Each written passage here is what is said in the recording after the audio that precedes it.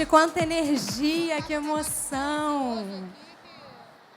Gente, é um prazer enorme estar nessa arena maravilhosa, com a presença de vocês. Eu queria agradecer a cada um de vocês que disponibilizou esse tempo para ter esse papo aqui com a gente, que vai ser um papo, como é o nome da arena, um papo sem filtro, sem preconceito. Agora a gente vai falar sobre padrão de beleza. E para bater esse papo, ter essa conversa com vocês, eu estou muito bem acompanhada dessas mulheres maravilhosas, que são o motivo pelo qual vocês estão aqui hoje.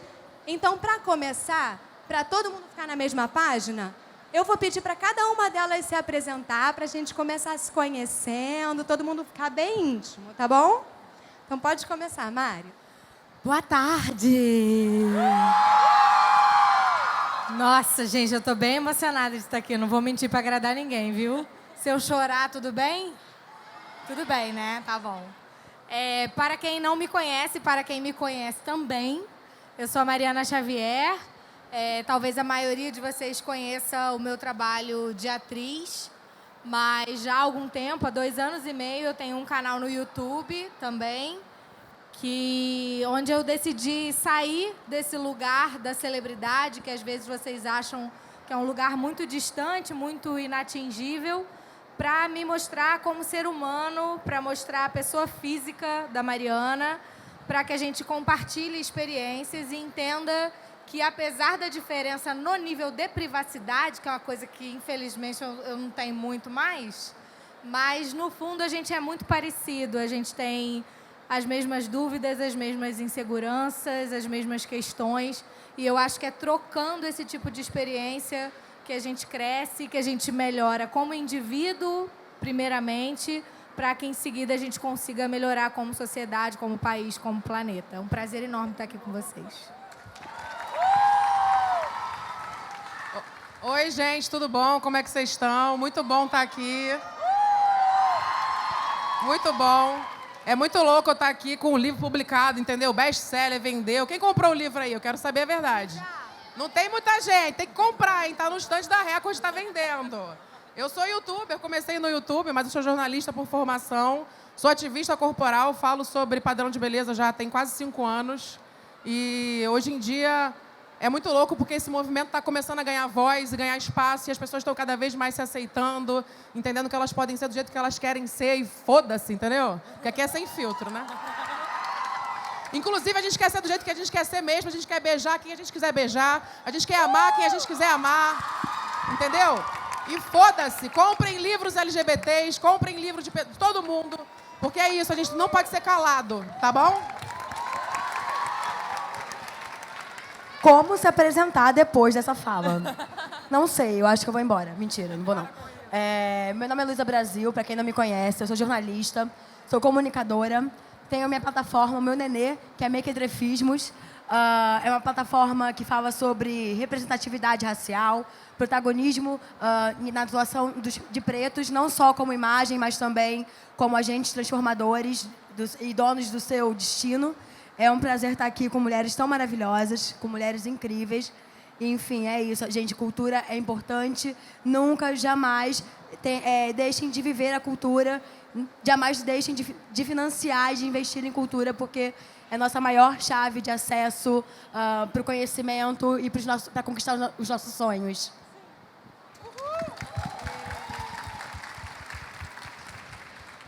Olá, eu sou Carla Lemos, sou fundadora do Modices. Estou há 12 anos aí na internet questionando padrões. Eu justamente criei o Modices, né, que é uma plataforma de moda, para poder questionar esses padrões, porque eu não me via representada nas revistas, eu não via ninguém parecido comigo. Quando tinha, era tudo dizendo que era errado. Eu não, peraí, não sou errada não, eu tenho estilo, quero me ver e quero me representar. E estamos aí há 12 anos promovendo essas mudanças, né, promovendo essa mudança na cultura de moda, também muito com a ajuda da Luísa, né, minha colaboradora maravilhosa. E é isso. E agora estou aqui revelando, primeiramente, a capa do meu livro, o nome do meu livro, que vai ser lançado agora no finzinho do ano. Bom, gente, por último, eu sou a Cláudia Sardinha. Eu sou mediadora dessa mesa, sou roteirista, escritora, atriz. E foi um prazer poder escolher esse tema e essas pessoas maravilhosas para estarem aqui hoje conversando com a gente. Então, para também a gente ficar na mesma página, eu vou ler aqui rapidamente uma definição do que é padrão de beleza, né? A palavra padrão é empregada para designar uma regra ou um modelo. E a palavra beleza também tem seus critérios e regras. Ou seja, a expressão padrão de beleza significa a criação de um modelo para regras de beleza. Do ponto de vista histórico, o padrão de beleza nunca deixou de evoluir, de mudar. O que antes era considerado belo, hoje em dia pode ser feio ou desagradável. Os formadores de opinião, influenciadores e a mídia, por exemplo, são grandes responsáveis pela formação e divulgação desse padrão. Então, para começar, eu queria perguntar para cada uma de vocês, a gente pode seguir essa ordem, o que para vocês é beleza? Existe um padrão? Nossa, que difícil. Pergunta filosófica, existencial. Já começamos bem, né? Bom, eu uso uma hashtag lá no Instagram, quase sempre, assim, muitas postagens minhas, que é seja o seu próprio padrão. Eu acho que beleza é conjunto, sabe? Eu acho que é o conjunto do que você consegue expressar em termos de estética, de moda, sei lá o quê, mas também somado com a sua energia, que eu acho que tem tudo a ver com se sentir confortável na própria pele. Eu acho que tem muito a ver com você se admirar como conjunto da obra, né? Eu acho que isso talvez tenha sido o que mudou para a gente, né? Quando a gente parou de entender que a gente era só um corpo, né? Que um corpo é só uma parte da gente, a parte mais perecível, a parte mais mutável, e que enquanto a gente botar no corpo toda a nossa expectativa de felicidade, fatalmente a gente está fadado à frustração. Maravilhosa. Quem aqui nunca acordou de manhã e falou, cara, eu tô me sentindo uma merda, tô péssima, eu tô horrível. Aí no dia seguinte, está com a mesma conta no banco, está com a mesma cara, com a mesma roupa, com a mesma coisa, você está se sentindo linda. Beleza, ela é muito sentimento. A gente fala tanto de beleza, padrão de beleza, sim, isso foi vendido e a gente foi construído socialmente para acreditar numa coisa, mas a grande verdade é que a gente tem que entender que é um sentimento e que isso é muito relativo. A gente, às vezes, sente um cocô do cavalo do bandido, no dia seguinte é a diva maravilhosa, que é ser amiga da Beyoncé e dá close com ela junto. E a gente está se sentindo maravilhosa. Por quê? Porque é um sentimento, sabe? A gente foi ensinada. Tem muita gente que fala, eu me sinto gorda. Tem muita gente que fala... Acabou. Voltou. Tem muita gente que fala, eu me sinto gorda. Eu me sinto. E a pessoa, às vezes, é magra. Por quê? Porque a gente vai falar isso depois, mas ser gorda é visto como feio, né? Então, você vê que o sentimento está sempre presente, né? Tem até um filme da Amy Schumer que se chama I Feel Pretty. A tradução é ruim, que é sexy por acidente, mas a tradução certa seria eu me sinto bonita, né? Porque a gente se sente. E o próprio filme, ela acha que ela mudou de corpo, ela bate a cabeça, ela acha que ela ficou magra, mas ela está com o mesmo corpo. E só por ela achar que está magra, todo mundo começa a tratar ela bem. Ela acha que, agora é porque eu estou magra. Não, ela está com o mesmo corpo, só ela que bateu a cabeça lá e não sabia. Então, e achou que tinha mudado. Então, é uma coisa muito de sentimento. A gente tem que pensar isso, que é muito relativo, sabe? A gente foi ensinado a gostar de uma coisa, a olhar para aquela coisa e achar aquilo bonito. Então, desconstruir o que foi ensinado para a gente é importante, mas o sentimento ele sempre vai estar ali. E complementando um pouco do que as meninas falaram, eu acredito que a beleza é sobre uma verdade. Mas uma verdade a gente fica muito atrelado a se olhar ao espelho para entender a beleza. E a beleza nem sempre está no que a gente olha no espelho, mas é para o olhar para dentro, o olhar para si, se entender, ter autocompaixão, ser resiliente, se acolher. Então, beleza tem muito a ver com isso, porque nem sempre, é o que a Lê falou, a gente nem sempre vai se achar bonita, e o bonito é a estética. E a gente, quando fala de beleza, beleza é algo mais intrínseco, é algo mais de dentro, é sobre a nossa essência, é sobre os nossos valores, sobre o nosso caráter, tem tudo a ver com os nossos sentimentos mesmo. E beleza é uma construção social, uma construção cultural também. Acho que a beleza tem muito a ver com isso. E é isso, né? O padrão de beleza que começa a contar pra gente uma única história sobre o que é ser belo, sendo que, cara, a gente é tão múltiplo por causa disso, sabe? Porque a gente tem histórias de beleza diferentes e a gente precisa exaltar essas diferentes histórias. A gente precisa conhecer mais histórias de beleza, conhecer mais versões de beleza, porque existem muitas, não é aquela coisa única que venderam pra gente durante tanto tempo. E olha quantas mulheres diferentes e lindas a gente tem aqui hoje, né? Provando que, enfim, o padrão pode e deve ser ampliado, né?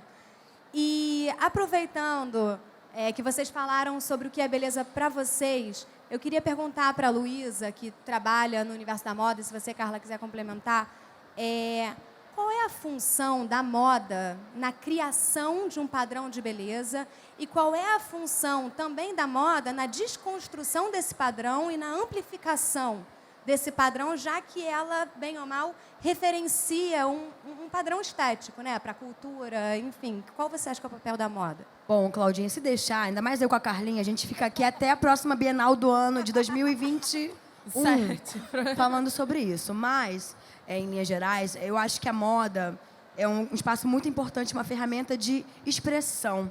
Só que o que acontece? Durante muito tempo, a moda, até mesmo essa coisa da construção de padrão de beleza, quando a gente olha os profissionais da moda, eram homens. Eram homens que determinavam o que era beleza dentro da moda. Se você olha a fotografia da década de 90, das modelos, quem eram os grandes fotógrafos? E quem ditava o que era o contexto de supermodel, das supermodelos? Então, assim, a gente durante muito tempo viveu a misoginia dentro da moda, né? Do homem que não gostava da mulher preta, não gostava da mulher gorda e achava que o padrão estava num padrão eurocêntrico.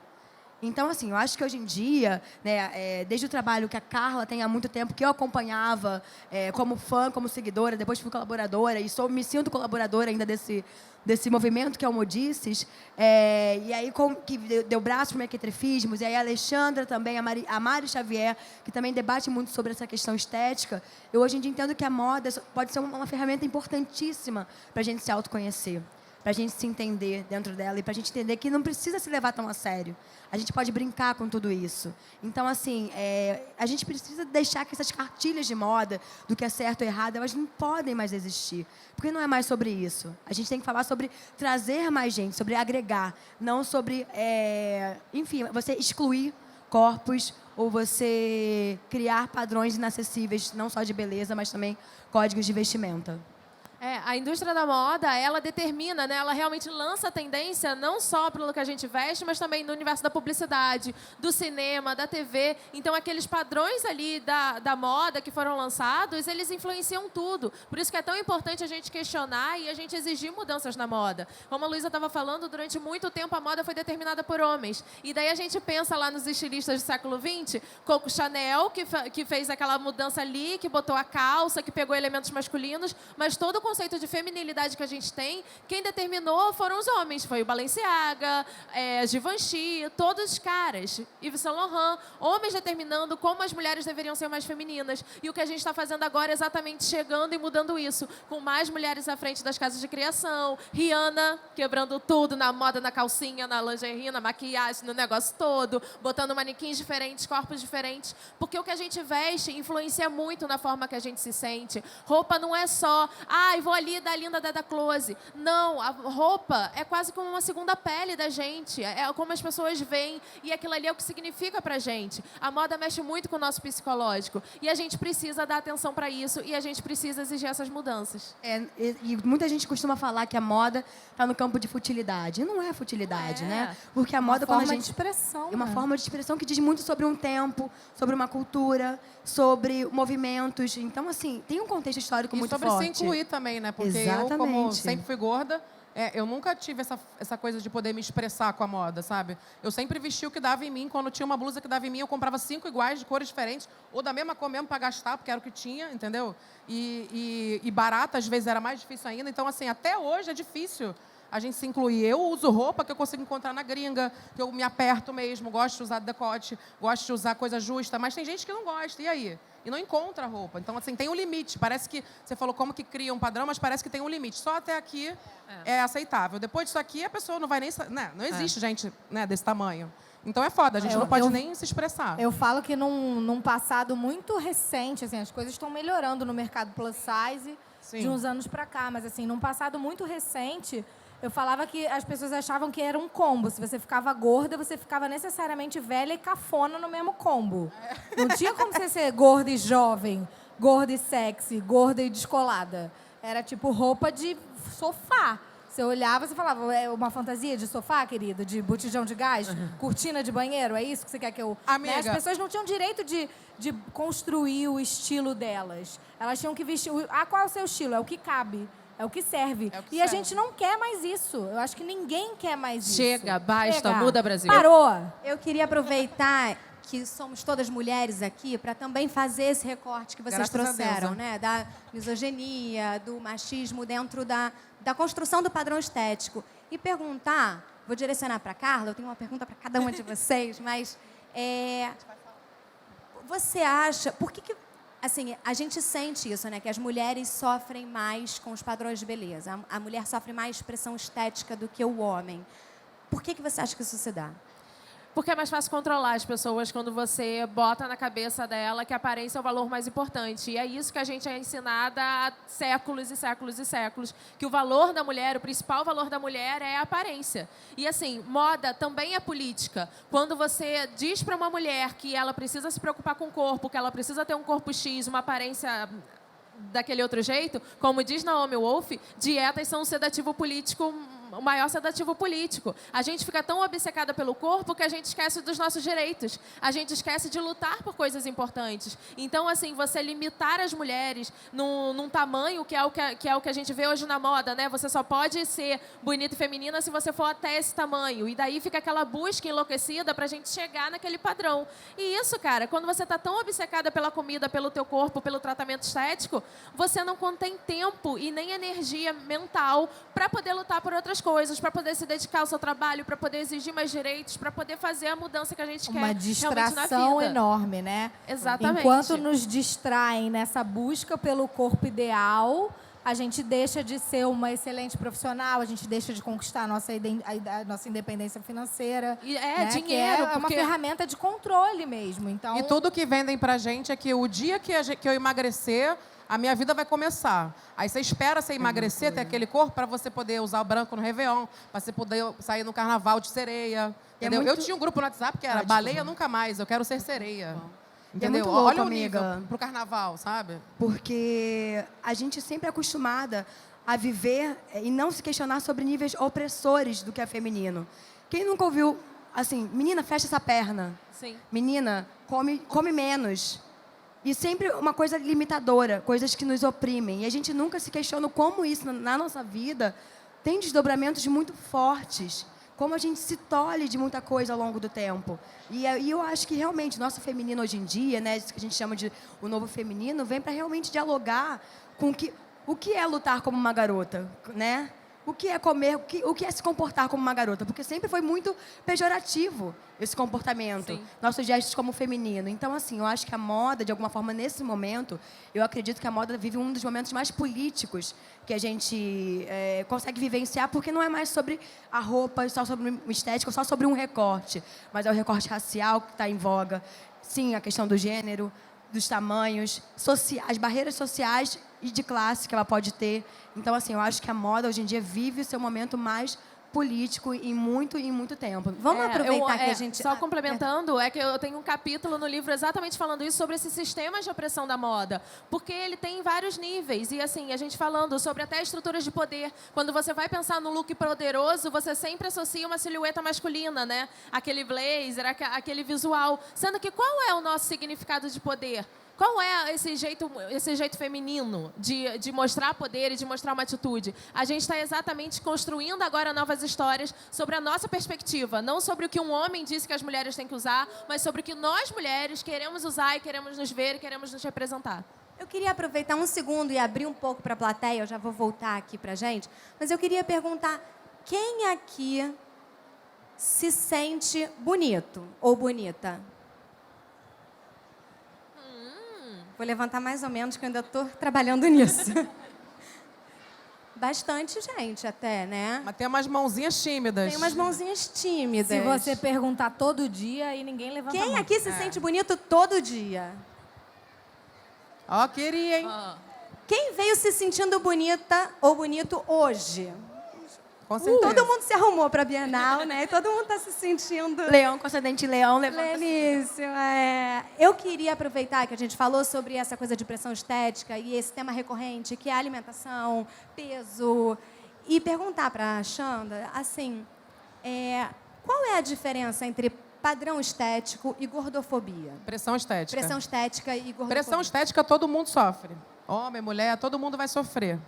Gordofobia se tivesse alguém um pouquinho mais gordo que eu e Mariana aqui, aí vocês iam entender gordofobia, porque eu não ia caber na cadeira. O quadril não ia caber aqui.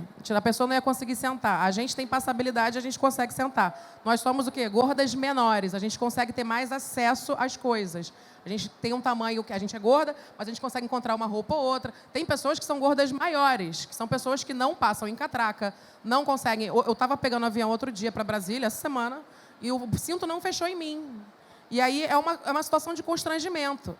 Que aí você tem que pedir, e mesmo eu, gente, sou militante, ativista, mas é um constrangimento. Você vai lá, pô, tu pode me dar aí o extensor? Entendeu? Eu não pedi, eu apertei mesmo, ele apertou e ainda foi. Mas eu não quis passar por essa situação. E você vê, a gente luta, a gente milita, mas às vezes a gente está de saco cheio, cara.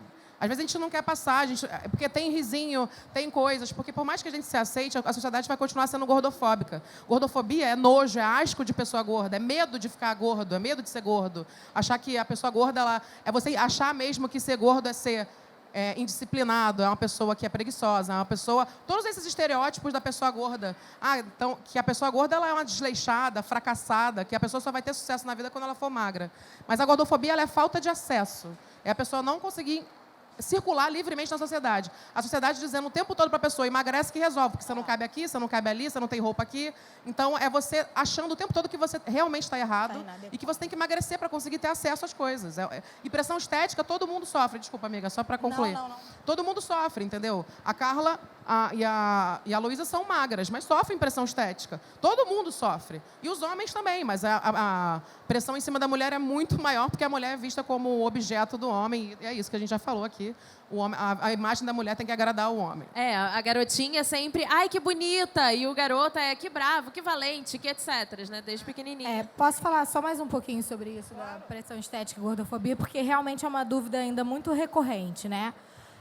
A pressão estética, quando a Xanda diz que todos nós passamos, é porque nós somos bombardeados o tempo inteiro por imagens, né, perfeitas, que a gente não sabe a que preço aquela imagem é perfeita, a gente não sabe quanto tratamento tem ali, a gente não sabe a que custo aquelas pessoas têm aqueles corpos. Então, a pressão estética acaba acontecendo na nossa própria cabeça. É a gente se comparar com o outro e falar, ai, preciso perder mais essa dobrinha aqui, preciso... Né? Hoje em dia tem pressão estética, tem padrão até de cor de virilha e axila, né, gente? Que tá nesse nível o negócio. De partes íntimas. Virilha sarada. Então, assim, a pressão estética acaba acontecendo da gente. A gente, pelas influências que a gente sofre do mundo, a gente sente e se cobra e se compara o tempo inteiro. A gordofobia é um outro estágio, é o que a Xanda falou, é uma privação de acesso social. Além da pressão estética, essa pessoa é realmente privada de ocupar certos espaços. Eu e a Xanda, tem gente que quando a gente fala, não sei o quê, porque a gente é gorda, a pessoa fala assim, você não é gorda. Nem é gorda. Como se fosse um eufemismo, como se fosse uma grande ofensa. E a gente fala, não, a gente é gorda. A gente só não é uma gorda maior, mas a gente é gorda. E tudo bem com essa palavra. Não é um palavrão, ao contrário do que muita gente imagina.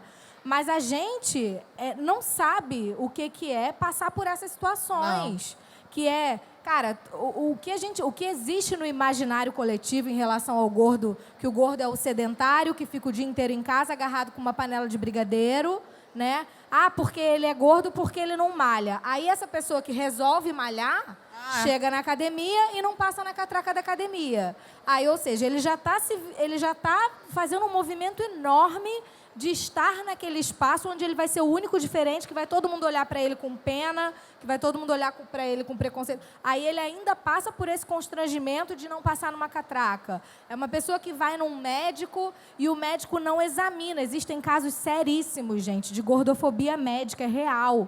Pessoas com diagnósticos sérios que deixam de ser feitos porque os médicos simplesmente entram numa de se você emagrecer, passa. Sim. Porque essas pessoas não conseguem ser examinadas. Elas não cabem numa máquina de ressonância. Tá com uma dor de dente, elas tem que ser emagrecer. pesadas numa balança de cavalo. Vocês têm, eu tô falando Mas é de real, casos amiga. extremos porque às vezes a gente nunca parou para pensar nisso. Né? Então, a gente está falando de uma outra coisa. É como se o mundo dissesse para aquela pessoa: você é inadequada, você não pode estar aqui. Se você quiser cuidar da sua... Eu falo que você está doente, porque você é gordo. Mas se você quer cuidar da sua saúde, eu não te acolho. Você não passa na catraca da academia. O médico... Então, assim, E a gente tem que ter muito cuidado para que a nossa pressão estética não reforce a gordofobia. Por quê? A gente é fruto de uma cultura de autodepreciação. Sim. A gente não sabe aceitar elogio, né? Quem é que sabe aceitar elogio? As pessoas falam assim: "Ai, você tá linda". Aí você fala: "Imagina, tô toda descabelada, tô toda..." Aceita que dói menos. Aceita o elogio. E Mari, é engraçado porque tem um estudo que eu vi um dia desses sobre isso. Desculpa te interromper. Mas a mulher, no caso, todo mundo sabe imediatamente do que não gosta. O que você não gosta em você? Ah, não gosto da coxa, não gosto do nariz, não gosto disso tudo. Mas o que você gosta? A gente não sabe falar. Tela azul, né? Porque A gente podia fazer esse exercício hoje, passar esse dever de casa para todo mundo aqui, no final desse bate-papo, ir para casa pensando o que eu acho bonito em mim. 3 coisas, 3 coisinhas. Mas não precisa ser só beleza, pode ser Sim, o pode que ser o você que eu gosta gosto em em você. mim, né? O bonito do belo, da maneira mais Principalmente a extrema. gente ir além da aparência, né? Porque é isso, a gente é muito mais do que um corpo, a gente é muito mais do E que nessa só a nossa onda aparência. de positividade, eu queria aproveitar e perguntar para Alexandra o que é o conceito de body positive, né? Porque você foi uma das primeiras pessoas que falou sobre isso na internet, que falou sobre isso no Brasil. E o que é ser body positive? Alguém já ouviu esse termo aqui? Quem já ouviu esse termo, body positive? Tá Então, fazendo um trabalho legal, hein? E é ruim, porque a gente não consegue traduzir lindamente a palavra. Eu estou tentando fazer uma tradução que chama Corpo Livre, que vai ser, inclusive, o nome do próximo livro. Tá? Fiquem atentos, março do ano que vem. Vou estar na Bienal de novo. E, cara, body positive, eu fui a primeira pessoa a falar disso no YouTube e em literatura mesmo. Tenho muito orgulho disso, mas também não sabia o que eu estava falando, porque foi 4 anos atrás. Eu sabia, mas eu não concordava muito com o body positive dos Estados Unidos, porque isso lançou é ótimo, né? Isso começou nos Estados Unidos em 96, tem muito tempo. Mas o body positive dos Estados Unidos, o que é body positive? É corpo positivo, é positividade corporal. E é você se olhar com positividade. É uma coisa bem idiota, se parar para pensar, e simples. É você se olhar com positividade. É isso que você falou. Essa coisa que você quis fazer com o pessoal, eu já fiz em legenda, faço no livro. Só cita 3 coisas sobre você que é bom. Você não consegue. Agora, fazer uma lista de defeitos, você faz. Faz até um livro de defeitos sobre você. Então, por que a gente se olha como uma lata velha, sabe? Como, cheio de defeito, tem que ficar sempre melhor. Tem que ser a melhor versão de você mesmo. Superação. E você sempre achando que tem que mudar. Então, o body positive, ele vem para trazer uma positividade, para você começar a entender que você não precisa ter o corpo perfeito para fazer nada. O corpo perfeito é o corpo que você tem agora. Porque a gente só tem o agora. A gente tem uma presunção enorme de que a gente tem o amanhã, que um dia eu vou conseguir. Cara, vive agora, faz o agora. Então, o body positive, ele é muito de viva, entendeu? Legal, tem coisas que você não gosta em você, aprenda a lidar com isso. Sabe? Eu não gosto da minha papada, por exemplo. Eu vou tirar ela na lipo? Não vou. Sabe? Ela me incomoda ao ponto de eu não sair de casa? Talvez antes me incomodaria. Hoje em dia, eu estou nem aí. Falo disso até para ressignificar. Até mostro isso para ressignificar. Então, é você ir lidando com aquilo. Você fala, você pode mudar tudo em você sem ter que mudar um fio de cabelo. Porque é você justamente mudando como é a sua... Mudar o olhar, né? Mudar o olhar que você tem, não só para o seu corpo, mas para o corpo das outras pessoas. Vou só dar um exemplo. Quando eu achava que eu era hétero, porque eu não sou, né? Sou sapatão. Né, Carol? Dá um beijo, meu amor. Sapatão, ó. Já tô até com anel de coco, gente. Opa! Que dia lindo para falar isso, né? Enfim... Quando eu achava que eu era hétero, eu entrava naqueles aplicativos lá de namoro, Tinder. E aí eu falava assim, cara, eu já me aceito, mas eu só dou match com um cara padrão. Que estranho isso. E aí eu comecei a pensar, cara, deixa eu ver em quem eu tô dando like. E eu só dava like em cara padrão, não dava like em cara gordo, não dava like em cara negro. Eu falei, caraca, eu sou preconceituosa, cara. Tipo, o meu automático foi preconceituoso. Todos somos, né? Um processo Então eu comecei de desconstrução, porque é isso. a cultura, a uso, sociedade... eu uso o Tinder como caso, como exemplo, porque é isso, é tão rápido a nossa mudança de olhar. E aí eu falei, calma aí, eu vou olhar cada um. E comecei a me relacionar com homens gordos, negros, pessoas que eu nunca olhava. E eu queria que me aceitassem, mas eu mesma não olhava para o outro e achava bonito. Eu queria aproveitar que você fez esse recorte racial para fazer uma pergunta que eu acho importante para a Luísa, que o padrão de beleza ele é muito branco, ariano, e é um padrão muito hegemônico, né? Como foi que você... Quando você começou a se achar bonita, você sempre se achou bonita? Sei que tem cada dia, a gente acorda de um jeito, mas como é que você acha que o padrão branco pressiona, principalmente as mulheres negras, mas toda a população negra e a população que vem dessa miscigenação, né? Porque os cabelos cacheados em pessoas de pele clara, os narizes mais largos, como isso influencia o padrão de beleza e a percepção individual de cada pessoa sobre a sua própria beleza? Bom, Cláudia, acho que a partir do momento que a gente sai da barriga da nossa mãe, ou que a gente, enfim, tem uma construção familiar, a gente já começa a se perceber nesse lugar, porque quem são os nossos ídolos de infância? Né? Nós que nascemos na década de 80, e aí a gente vê as apresentadoras desse lugar, as assistentes de palco. Aí a gente fica um pouquinho mais adolescente, a gente entende quem são os protagonistas da novela infantil, como eles são, quais são os tipos de corpos que eles têm. Então, assim, a gente vai sendo bombardeado, aí depois passa para a revistinha, ou agora para o conteúdo digital, enfim, ou para os musos do TikTok, que é o aplicativo da galera agora, hoje em dia, né? Quem são esses ídolos? Existe negritude dentro disso? E aí a gente começa a sentir uma ausência nesse espaço, a sermos invisibilizados. A gente começa a ver que a gente não tem presença nenhuma de protagonismo. É sempre o lugar do, é a amiga da protagonista, é a empregada. A gorda também. Enfim, e entrar em papéis muito pejorativos dentro dos espaços. E aí o que acontece? Meus pais, minha mãe é psicopedagoga, meu pai é engenheiro, eu sempre tive uma construção muito forte de militância racial dentro de casa, dentro dos espaços que eu frequentava, mas eu sempre me senti muito única, e esse caminho é muito solitário, até durante muito tempo da minha vida foi muito solitário. Na moda também passou por muitos anos uma solidão e uma sensação de não pertencimento. E o que a gente faz para mudar isso? Eu acho que a internet, o digital, hoje em dia, tem um papel muito importante, porque não só serve de púlpito para as nossas dores e para as constatações que a gente tem desse mundo, mas também para a construção de redes, né? Assim como eu tenho a rede com a Carla, com a Xanda e com a Mari, a gente vai começando a somar forças e a gente começa a entender que nós não estamos só dentro desse mar tão grande de insatisfações com nós mesmas, com o não pertencimento, com a exclusão. Então, para mim, realmente, o caminho do digital é um caminho que pode ser muito libertador para a gente. Obviamente, gosto de ressaltar aqui que tem um caminho também que a gente precisa ficar atento dentro do digital, de algumas alienações, mas é muito importante a gente entender que esse digital ele deu voz, deu espaço, deu imagem para corpos e cores e, enfim, e gêneros que de alguma forma sempre foram desprestigiados. E, gente, esse trabalho digital, a gente não precisa ser mega influencers para fazer, não. Cada um aqui pode ser influenciador dentro da sua rede, dentro do seu grupo de WhatsApp, dentro da sua escola. E aproveitando que você falou de representatividade, eu queria fazer uma pergunta para Marcelina Jennifer. Sobre quem aqui assistiu Minha Mãe é uma Peça? Quem aqui viu Jennifer no clipe? E a Chimamanda já dizia, né? A Carla até me lembrou sobre o perigo das histórias únicas. E a Luísa trouxe isso muito bem, sobre a falta de representatividade diversa no protagonismo das histórias. Então, eu queria perguntar para você, Mari, como é que foi ser atriz nesse corpo? Que personagens surgem? Surgem personagens? Você se sente representada? A sua história é contada? Você acha que abriu mais espaço para isso? Bom, primeiro eu preciso dizer que eu não fui gorda a vida inteira, né? Eu comecei a fazer teatro com 9 anos de idade, eu tenho 39, então tem bastante tempo. E eu só engordei depois de adulta, já aos 26 anos.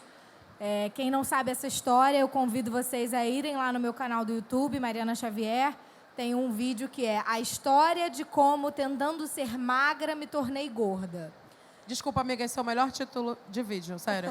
Porque todo mundo se identifica. E eu assistindo esse vídeo, eu pensei muito sobre como as pessoas normalmente associam corpos magros a corpos saudáveis, né? E eu acho que isso também é legal trazer, assim, como nem sempre um corpo magro é um corpo saudável. Exatamente. Com certeza eu sou muito mais saudável agora do que quando eu ficava buscando esse corpo que os meus hormônios não obedeciam mais e eu me entupia de remédios para emagrecer.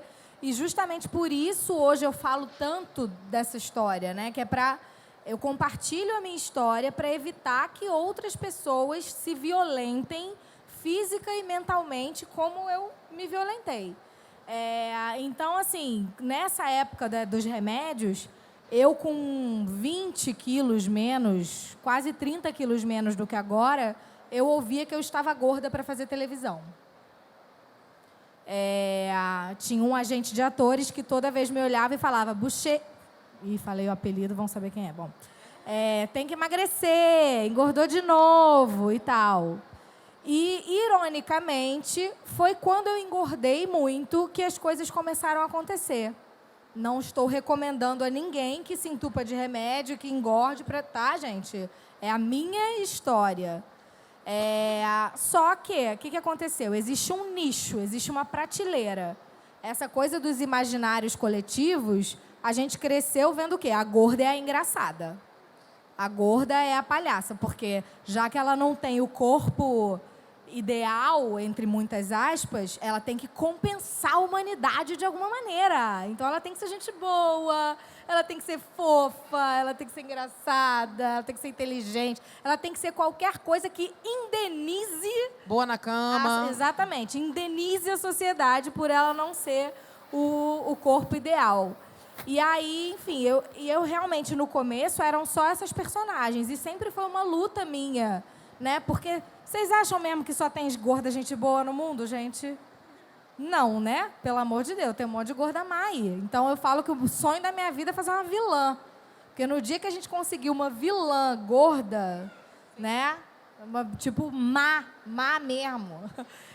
Então, assim, é uma luta por essa conquista de espaço mesmo. Eu acho que a gente melhorou. Num passado muito recente, as personagens gordas eram sempre as rejeitadas, as engraçadas, aquela que ia se apaixonar pelo cara padrão ia ser rejeitada, ia ser motivo de chacota, motivo de piada. Depois a gente começou a evoluir para um outro lado, porque eu acho que é isso, a gente precisa, às vezes, dos extremos para chegar num meio que é o mais real. Então, a gente saiu dessa gorda eternamente virgem, passou por umas gordas extremamente sexualizadas, que também é um problema, porque alimenta esse estereótipo de que a gorda tem que fazer tudo na cama, tem que fazer o que ninguém faz, o fetiche, né? Para a gente chegar no meio termo. Eu fiquei muito feliz quando eu fiz A Força do Querer, 2 anos atrás, que era a Biga, que era uma personagem que era gorda, mas que o peso não era o protagonista da vida dela. Ela, de vez em quando, passava por um preconceito ou outro, como a gente passa, né? Porque tem, de vez em quando, alguma pessoa mal amada, desocupada, porque gente feliz não tem tempo de ficar fazendo esse tipo de comentário. Exatamente. E aí, ela, de vez em quando, passava por isso, saía ali com a rainha do deboche e, de resto, era uma vida normal. Tinha o trabalho dela, tinha dias que ela estava feliz, tinha dias que ela era engraçada, tinha dias que ela estava triste, que ela se envolvia em situações dramáticas. E eu acho que é isso que a gente precisa, é normalizar a presença desses corpos. E aí eu não estou falando só de gordos, porque os negros também sofrem isso, os orientais, os anões, os trans. Muitas vezes essas pessoas só são escaladas quando o roteiro pede. Mulher gorda, homem negro. Em geral, quando tem assim, homem, engenheiro, 40 anos, casado, bem-sucedido. Provavelmente ele vai ser branco e magro. É, o mito O do óbvio branco é universal, pensarem né? Como nisso. se a neutralidade fosse masculina, branca, magra, o padrão é o neutro, né? Só que as Exatamente. pessoas não E são. aí eu acho que a gente está evoluindo nesse sentido, né? A gente está num movimento geral de conscientização disso. Eu acabei de gravar o Minha Mãe é uma Peça 3 e a Suzana Garcia, que dirigiu o filme, eu fiquei super feliz, assim, orgulhosa, emocionada do movimento dela, porque ela falou assim: não, Mari, eu não vou botar nenhum ator negro em papel subalterno. Eu vou botar o negro para fazer o médico, sabe? Eu vou botar... Porque é isso, a gente entender que, cara, essas pessoas podem ocupar esses lugares, elas ocupam, entendeu? A Luísa está aqui, ela é jornalista, é uma jornalista incrível, assim. Então, a gente precisa começar a normalizar isso, parar de tratar a raça, o peso, a sexualidade como o protagonista da vida daquela pessoa. Aquilo é só uma das características dela, né? Como a Beyoncé colocou lá no Homecoming, né, a frase de uma pensadora que é: você não pode ser o que você não vê. E a gente está precisando ver essas outras narrativas, ver essas outras versões, essas outras histórias. É isso que a gente está fazendo aqui, né? Sim, e infelizmente a Mariana ainda é uma das únicas. Se a gente quiser listar 5 atrizes gordas de sucesso, a gente não consegue. No Brasil, eu não consigo. E eu sou uma Sabe? gorda pequena, né? A gente Ainda tem que tem falar isso. disso, assim. Sabe? Não pode achar que porque a Mariana tá lá, a cota de gorda tá preenchida. Ainda é uma das histórias únicas, sabe? Não, sabe? Quando Infelizmente. várias vezes me chamam para algum trabalho, vai lançar uma coleção plus size, aí me contratam para estar lá. Aí eu pergunto, mas vai ter gorda mais gorda do que eu? Porque se eu for a única gorda, só para vocês cumprirem a cota do politicamente correto, não Exatamente. rola. Tipo, você vai me chamar para lançar uma coleção plus size e o maior tamanho da sua coleção plus size é o meu, então a sua coleção não é plus size. Porque eu sou o P do plus size. Eu sou o P, eu sou o M. Então, isso eu acho que a gente vai abrindo os espaços, a britadeira, Sim. né? E a partir do momento que a gente hoje está numa posição de destaque, aí cabe a nossa responsabilidade também de entender que se a gente está num lugar de privilégio agora, a gente tem que ir abrindo espaço para as outras pessoas. A Mari, Vem junto. a Mari tocou um ponto muito importante, até dentro do meu trabalho enquanto negritude, enquanto inclusão racial. Porque eu não quero ser essa pessoa única também nos espaços que eu estou.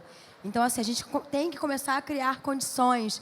E aí, uma sociedade que se diz antirracista, qual é esse papel? É de estabelecer, não só... Aí não vira uma responsabilidade só minha. Mas eu, quando vou em um set de trabalho, qualquer lugar, eu falo, peraí, eu não vou ser a única negra a estar nesse espaço, a assinar essa ficha técnica. Eu preciso entender quantas pessoas vão ter aqui para que pelo menos seja metade. Eu não vou só embarcar e colocar esse peso todo no meu ombro. Então, assim, eu acho que dentro da sociedade antirracista, gente, é um papel não só do negro, mas do não negro também, é cobrar, questionar os espaços, questionar a inclusão dos espaços. Gente, posso aproveitar que a gente está falando de privilégio e quebrar o meu privilégio, porque eu sou a única que estou fazendo perguntas e a gente tem 400 pessoas aqui, a arena está lotada, a gente tem pouco tempo e eu queria abrir esse espaço para vocês, para perguntar. Eu queria tentar fazer uma pergunta para cada Atrás, uma, então a gente tem que responder bem sucintamente, o máximo que a gente conseguir. Mas eu vou deixar então vocês escolherem, porque vocês já conhecem os rostinhos. Quem quer perguntar para Carla? Lá atrás tem um monte, ó. Então, ali, alguém consegue levar um microfone, por favor? Fala seu nome. Oi, sou a Cecília. Oi, Eu Cecília. escrevi aqui minha pergunta. Qual conselho vocês teriam para uma mulher que ama seu corpo quando está olhando no espelho, mas quando o espelho vira o olhar de uma outra pessoa, não consegue se expor? Tipo, por exemplo, eu não... Ela eu não se consigo... ama. Eu me amo, quando eu me olho no espelho, eu me amo. Mas, eu, por exemplo, eu não consigo ter relações sexuais com a minha namorada porque eu não consigo me expor para ela, mesmo eu sozinha me amando, sabe? Muito obrigada pela sua pergunta. Quer responder? Quem quer falar? Então, olha só, compra meu livro, Pare de Se Odiar, porque tem um capítulo só disso. Mas é verdade, amiga, deu maior trabalho. Olha só, eu entendo isso porque eu passei por isso, acho que todo mundo passa por isso, né? Ainda mais ficar pelada na frente de alguém. E é muito louco, porque eu não vou te falar o segredo, ainda mais em pouco tempo. Por isso que eu tô falando para comprar o livro, não é só jabá, não, tá barato mesmo. E pode te ajudar, porque quando você vai entendendo... Amiga, é literalmente ligar a porra do botão do foda-se. Porque você só vai ter como transar com a tua namorada hoje. Tu não sabe como é que vai ser o dia de amanhã, cara. É isso. A gente tem que ir com medo mesmo. Essa frase é clichê, mas clichê não é clichê à toa. A gente tem que ir com medo mesmo. Você acha que a primeira vez que eu fiz foto pelada, eu tava lá na minha casa, assim, né? Meu amigo tirando foto, meu amigo gay, e eu assim, tá tudo bem, fingindo costume. Quando eu vi, eu tava já rebolando, pelada.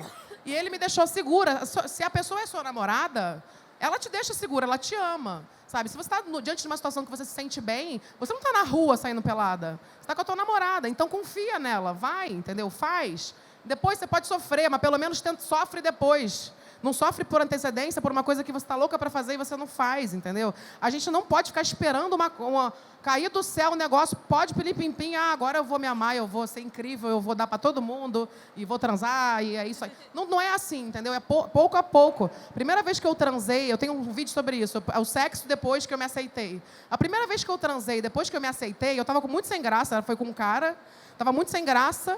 Eu vou falar... tem criança, né? Sem filtro. Mas, enfim, eu estava muito sem graça, mas sabe o que foi muito louco? Eu falei assim, foda-se, se ele está aqui querendo transar comigo, é porque ele quer transar comigo. E aí eu me permiti sentir prazer, cara. Eu fechei o olho e falei, vambora. Entendeu? E aí foi a primeira vez na minha vida que eu me permiti sentir prazer. E às vezes a gente se odeia tanto e a gente se machuca tanto que a gente não permite. Então, minha filha, vai viver, vai sentir prazer, você tem uma namorada maravilhosa, sapatão, é isso aí. Vai transar. Hoje. É hoje, hein? Hoje é dia do sexo, hein? Ludmilla disse que é hoje. Quem tem uma pergunta para Carla? 6 de Posso dar uma setembro, dia do oportunidade sexo. Complementando rapidinho, para de seguir gente padrão e sigam pessoas que façam que você se sinta confortável com o seu corpo. Isso é muito importante. Quem quer fazer uma pergunta aqui? Consegue chegar o microfone aqui, por favor? Oi. Tá tudo certo. Olá, primeiramente, obrigada. Estou muito emocionada de estar aqui. Meu nome é Fernanda, eu tenho 28 anos e eu pesquiso sobre cultura e consumo. No olhar de consumidor, eu consigo ver algumas ações que a gente milita, né? Porque consumir, comprar é um ato político. Então, eu boicoto uma marca que não me representa. Enfim, eu deixo de consumir alguma coisa. Agora, sobre o olhar do mercado. O que você diria para as empresas tomarem cuidado também para não... porque elas também estão se adaptando para essa realidade nova. Como é que você diria para não ser que nem uma empresa que quer sustentável, faz um greenwashing, mas, na verdade, não é sustentável? Então, uma empresa, para ter diversidade, colocar a cota da gorda, a cota da negra. Como é ser verdadeiramente... trazer uma diversidade. Mudando a cultura da empresa. A gente vive numa sociedade que é gordofóbica, que é machista e etc. Então, isso não adianta você só pegar e botar uma modelo na sua campanha. Você precisa fazer uma mudança estrutural dentro da empresa. Você precisa ter diversidade no seu time de diretores. Você precisa ter diversidade dentro da equipe. Porque essas pessoas vão trazer um novo olhar para aquilo. Porque senão vai ficar vazio, senão aquilo ali não vai fazer mudanças, sabe? A gente precisa mudar. Não é só botar uma pessoa negra ali, mas é representar ela, representar o estilo dela, né? Os tomadores de decisão, né? As pessoas que estão liderando as equipes, que estão com a caneta na mão. E a gente está percebendo essas coisas, o que é feito ali só vazio, só porque é tendência diversidade, e a gente já está vendo as marcas. Tanto é que a gente tem a Rihanna dando exemplo, e principalmente, a Rihanna não é só exemplo de repercussão, mas também de dinheiro. Ela está fazendo dinheiro, ela está mostrando que você pode ser muito bem-sucedido quando você abraça todos os tipos de corpos, de pessoas e de existências. Você quer fazer uma pergunta para a Mari? Sim?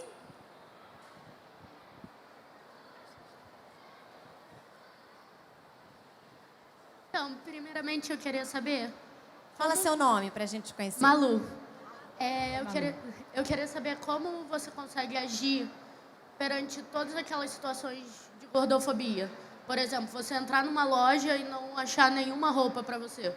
Porque, por exemplo, eu estou vestindo uma calça que é 54, sendo que eu não tenho nenhum tipo de peso para uma calça 54. E eu queria saber como aprender a agir com isso. Porque eu comecei a me sentir muito mal com isso e eu comecei a ter crise de ansiedade por isso. E eu não sei mais como lidar. Obrigada pela sua pergunta. Obrigada, Malu. Bom, É até um pouco difícil eu falar sobre isso, porque, como a gente disse anteriormente, né, eu estou muito mais na seara de sofrer a pressão estética do que a gordofobia. Porque eu visto manequim, sei lá, 46, quando eu dou uma engordada, 48. Então, eu ainda consigo comprar muita coisa em lojas que não precisam ser lojas especializadas.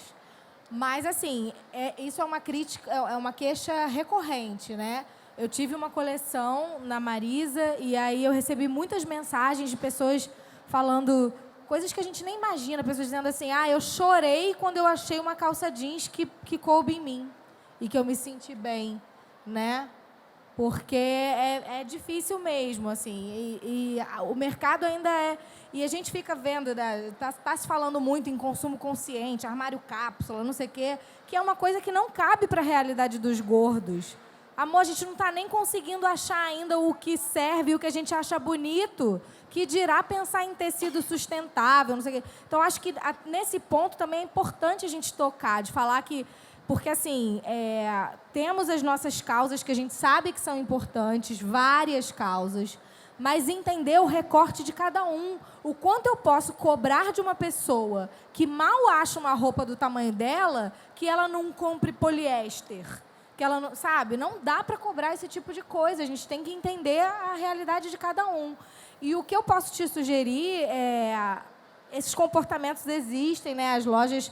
Eu nunca gostei muito de loja que eu tenha que pedir coisa para o vendedor. Eu adoro loja que eu mesma vou lá, fuço as araras todas. Eu sou da multimarca, da promoção, entendeu? Eu gosto desse negócio aí, do mercado popular. Eu sou esse ser humano. Mas, assim, eu acho que seguir blogueiras, influenciadoras que tenham um corpo parecido com o seu e que vão dar dicas lá. Porque eu acho que é o melhor caminho, é você... ver com quem já tem esse envolvimento maior com a moda, onde que ela acha as coisas, pegar as inspirações e, principalmente, perder os nossos preconceitos, porque a gente cresceu ouvindo que não pode listra, não pode branco, não pode pantacur, porque você é baixinha, não pode midi, não pode... Pode a porra toda, pode o que a gente vestir, o que a gente se gostar. Tem uma coisa também que... Não sei se vocês já viveram isso, com certeza. Você é cada tamanho, em cada loja diferente você tem um tamanho. Então, assim, isso também é uma forma de controle. Exatamente. Controlar você. Quando você vê 54, que porra é essa? A que ponto eu cheguei? Como é que eu deixei chegar nisso? Meu Deus, eu vou morrer, eu tenho infarto. Então, assim, eu sou no plus size real, na marca plus size, que faz tamanho de verdade, plus size, eu visto 48, 46. Eu vou ver 46, 48 em qualquer loja de departamento, não passa. Não passa. E olha que eu tenho pouco quadril, tenho 130 de quadril. Não passa. Eu sou 52, 54 em cima. Às vezes, das lojas de departamento, o maior tamanho que serve em mim. Sendo que no plus size eu sou 46, 48. Então, assim, você fica confusa. Isso tudo é para te controlar. Então, assim... Não tem como você ficar, meu Deus, é só um número, é só uma roupa que você está vestindo. Se você está bem, você está feliz, o número mudou e você mudou a sua vida, entendeu? Então, é que nem o peso. Você fica olhando lá aquele número e eu tenho que ter aquele número. É mais um padrão, entendeu? Então, entenda que isso é feito para te controlar. É isso que ela falou sobre sobre preferir lugar sem vendedoras também. É isso. Essas vendedoras sofrem também uma pressão. A gente vive num ciclo, a moda é um ambiente muito tóxico, né? A gente fala muito sobre a questão das costureiras, mas também para quem está ali dentro, para quem está as vendedoras que estão ali na loja, porque elas também sofrem pressão para poder emagrecer o tempo inteiro ali, para poder caber nos tamanhos, para poder vender. E elas recebem tanta pressão que elas passam isso para fora. Porque chega lá a estilista falando, você tem que usar uma cinta, você tem que usar isso. Ela vai reproduzir isso para a cliente, porque é assim que ela aprendeu a se vestir. Então, assim, é sempre importante você entender que o problema é da indústria da moda, que está completamente ultrapassado. O problema não é seu, não é do seu corpo. Então, assim, eles que melhorem, você está pleníssima e maravilhosa. Melhore, indústria, melhore. Eu queria saber se alguém quer fazer uma pergunta para a Luísa. Que chique, olha Essa maravilhosa aqui que eu conheço. Luana, gente, plateia chique. Prima, Luana Xavier. Levanta, Gente. Luana. Luana Xavier. Nossa. Maravilhosa! Olá. Enfim, Luana, meu Já nome. foi apresentada. O que eu queria perguntar para a Luísa que é o seguinte. Dentro das pautas feministas, se discute também essa questão de padrão de beleza. Sendo que o feminismo no Brasil, pelo menos, ele foi construído como um feminismo branco. Então, minha pergunta para você é: você acredita que a gente precisa discutir esse tipo de pauta sobre padrão de beleza, por exemplo, separadamente, dentro do feminismo negro, ou a gente pode, de alguma forma, se enquadrar, se encaixar e conseguir discutir junto dentro desse feminismo coletivo, que é um feminismo branco? Lua, excelente pergunta. Eu acho que são dois caminhos, né? Existem dois movimentos. Eu acho que o primeiro, a gente interseccionalizar o feminismo é muito importante, porque a negritude tem, sim, pautas que são emergentes, essenciais e pertinentes à nossa realidade, porque, de alguma forma, a mulher preta, ela passa pelo processo do feminismo com um outro tempo, com uma outra dinâmica e, enfim, com uma outra leitura de narrativa. Então, assim, eu acho que a gente precisa, primeiro, realmente descolar o que são as nossas pautas, entender as peculiaridades dela, para chegar num outro momento e juntar. E questionar até mesmo o feminismo, que em vários momentos eu questiono, sim, eu acho importante, gente, deixando aqui bem escuro, a importância do feminismo e debatermos enquanto mulheres e da união de todas nós. Mas, assim, qual é o espaço da sororidade? Porque, muitas das vezes, esse espaço dentro do feminismo, do que são as necessidades da mulher, ele é seletivo. Porque, para uma mulher ir lá protestar, vai ter uma outra de babá cuidando do filho dela. E quem é essa mulher? Quem é esse braço que está cuidando desse bebê? Geralmente é de um corpo preto, de uma mulher preta. Então, assim, eu acho que são dois movimentos mesmo. A gente precisa, assim, ter pautas que descolam dentro do feminismo em torno de negritude, para, num outro momento, a gente conseguir entender como nós, enquanto coletivo, enquanto mulheres, a gente vai fazer para que todas nós conseguimos realmente estabelecer lugares e espaços comuns a todas nós. Maravilhosa, gente. Infelizmente, o nosso tempo está acabando. Quero mais. Eu vou deixar mais uma pergunta, só porque a gente não teve nenhum homem falando. Então eu vou deixar, lá, ele tá pedindo pra não desde dizer o que a começo. gente não tá dando voz para os homens também. Faz a sua pergunta e depois a gente vai... Aproveita a oportunidade, amigo. Obrigado, obrigado. Gente, eu tô ficando até conhecido aqui na Arena de tanto que eu falo. Desculpa, viu, pessoal da Arena, mas é porque eu achei muito maneiro isso aqui. Eu sou casada há 12 anos, minha esposa não é magrinha, ela não é padrão de beleza, e nós fazemos teatro juntos. E ela é a minha atriz principal, sim, ela é a minha musa, ela é meu tudo, né? E eu tive uma situação muito desagradável de uma pessoa que se diz profissional, que se diz diretor, que falou que a minha esposa, ela era peituda demais para fazer teatro infantil. Ela é assim completamente, ela é linda. Eu vou te mostrar a foto, ela é linda. Para mim, ela é perfeita. A gente acredita. Mas acredita, né? Mas se não for para vocês, para mim, ela é perfeita. E que se Já dane. é perfeita, já. Aí, gente, ela tem a cara toda cheia de sardinha, muita. A minha filha está começando a ter também, e eu acho lindo. E aí ela fala assim, eu vou fazer redução de peito, e eu vou fazer tratamento com dermatologista para diminuir minhas sardinhas. Eu falo assim, amor, quando eu te conheci, eu vi aquela menina diferente, cheia de sardinha e peituda, que eu amei, aqueles peitos lindos, aquelas sardinhas lindas. Se você tirar, você não é você. Se te faz bem, tira, mas não tira para os outros. Tira para você, né? E eu fiquei muito chateado com essa pessoa.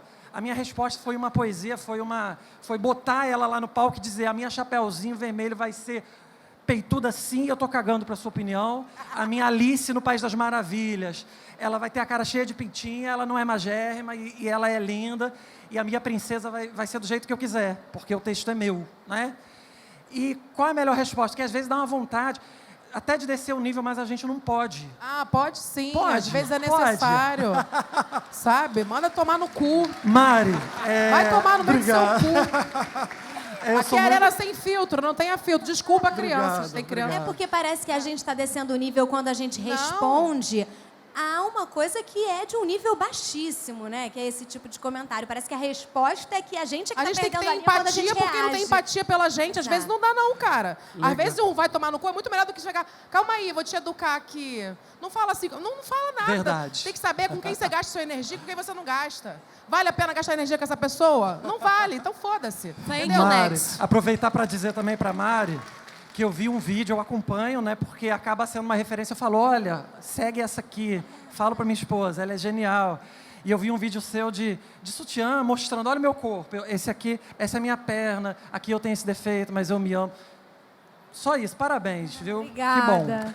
Só comentar rapidinho esse Pode. vídeo. Eu queria aproveitar e depois a gente vai abrir para considerações finais. Cada uma pode falar um pouquinho, pode ceder seu Tá, espaço. eu já posso falar isso e já ser minha consideração Isso, final? pode. Tá bom. Esse vídeo que você está falando é um outro vídeo que eu recomendo muito que vocês assistam lá no meu canal, que chama Tour pelo Meu Corpo. Foi um dos vídeos mais difíceis de gravar, porque eu tô de calcinha e sutiã, absolutamente sem maquiagem, comentando cada coisa do meu corpo, o que é problema, o que não é, o que já me incomodou e não incomoda mais. Porque é um erro a gente achar que depois que a autoestima chega, ela é uma pílula mágica que você passa a se achar linda e maravilhosa todos os dias da sua vida. Isso não existe. Ser bem resolvida não é achar que está tudo perfeito e não querer mudar nada. Tá? Isso é uma utopia. Ser bem resolvida é se entender como conjunto, entender quais são os seus pontos fortes e os seus pontos fracos e aprender a conviver com eles, a ser feliz com eles, a mudar o que vale a pena ser mudado por você, não por ninguém, e esse é o ponto. Eu acho também que a gente tem que ter muito cuidado para não combater uma ditadura impondo outra. Eu fico pé da vida quando alguém escreve assim para mim: ai, você é linda assim, não emagreça nunca, você vai perder a sua essência. Aí eu falo, querido, volte para o início do jogo, você não entendeu nada. Porque se você acha que a minha essência está no meu corpo, nele sendo gordo ou sendo magro, você não entendeu nada.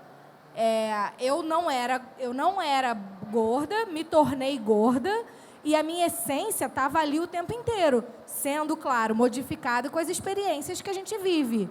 Todas as escolhas que eu fiz na vida, inclusive as ruins, me trouxeram até aqui e me tornaram uma pessoa da qual eu me orgulho. Então, eu nunca assinei um atestado dizendo vou ficar gorda para sempre. Hoje, está tudo bem. Eu acho que a balança na qual a gente tem que ficar verdadeiramente preocupado, ligado, é a balança do custo-benefício em tudo na vida. Nos relacionamentos, no trabalho, na nossa relação com a nossa autoestima. É a gente olhar e falar, o custo está maior que o benefício? Então, está errado. Mas, assim, é pela gente. Hoje a Mariana está achando que a balança do custo-benefício está ótima assim. Se amanhã minha saúde começar a dar problema e eu precisar emagrecer, ou eu começar a não gostar mais do que eu vejo no espelho, seja o que for, é meu direito e meu dever comigo mudar para tentar me sentir melhor. Mas por mim, não por ninguém. O que a gente chama de defeitos, a gente precisa mudar, ressignificar e entender que são as nossas características que nos fazem únicos e especiais. Maravilhosa, gente. Eu também fiz esse vídeo, Tour pelo Corpo. Ele foi uma tag. Se vocês procurarem no YouTube, é muito bom. Escreve Tour pelo Meu Corpo. Vários youtubers fizeram esses vídeos. Esses vídeos têm muitos views. E são pessoas gordas, pessoas fora do padrão. Tem pessoas negras que fizeram Tour pelo rosto. E para mostrar corpos. E é muito bom para você ressignificar os corpos. É interessante, tem muita gente. E que bom que esses são os vídeos mais vistos de todos os canais, assim, porque as pessoas ficam curiosas, às vezes até para xingar, mas elas ficam curiosas e vão lá ver e falam, nossa, que legal, sabe? Então é muito importante. Uma coisa que eu não falei sobre o body positive, que eu fiquei pensando, que bom que teve esse momento final, é que o resumo certo, né, que eu sempre vou falando, é um movimento que busca equidade corporal. E isso é uma palavra que não existe ainda, né?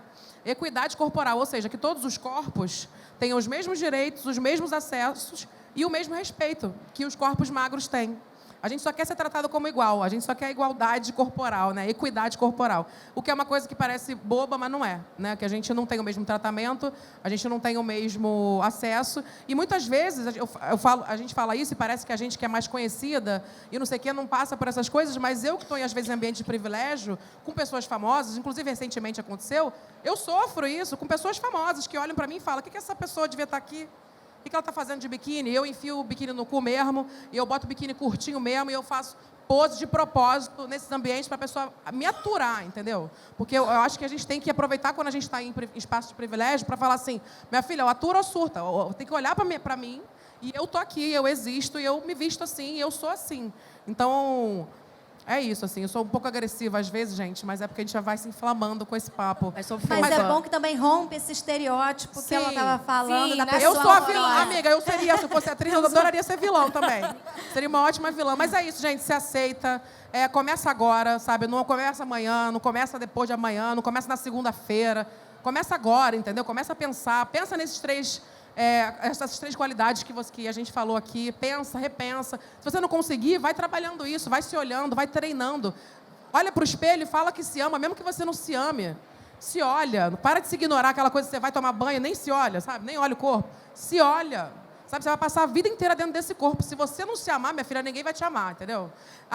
Eu não sei se eu vou transar com a minha namorada, não sei se eu vou fazer aquilo. Ninguém pode fazer nada por você, só você pode fazer. Então vai com medo mesmo, começa, treina. Você vai treinando, uma hora vai ser verdade. Uma hora você vai se acostumar. Tá bom? Valeu, gente. Vai, Lu. Bom, eu acho que existem 2 pontos que são uma questão muito pertinentes quando a gente fala de mulheres negras, que um é o amor e o outro é o poder. Que a gente sempre teve muita dificuldade em se amar, outro em ser amada, e assumir lugares de liderança e de poder, porque a gente nunca teve referencial, a gente nunca teve parâmetros. Então, para encerrar, eu queria compartilhar com vocês um pensamento, que é da Angela Davis, que eu acho que de alguma forma funciona para todo mundo aqui, porque a mulher negra está na base da estrutura de uma sociedade. Então, assim, quando uma mulher negra ela se movimenta, ela movimenta toda a estrutura de uma sociedade.